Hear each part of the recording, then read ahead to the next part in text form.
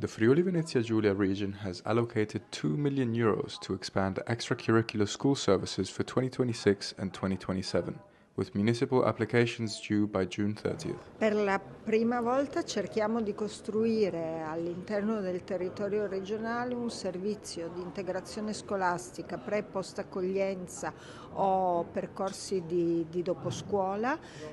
su tutto il nostro sistema scolastico delle scuole dell'infanzia primarie e secondarie di primo grado, siano esse statali siano esse paritarie. Abbiamo nell'anno scolastico 2026-2027 per il primo anno questo tipo di servizi che sono già presenti sul nostro territorio, ma non in alcune parti del nostro territorio, ma non in maniera strutturata, e l'amministrazione regionale attraverso i comuni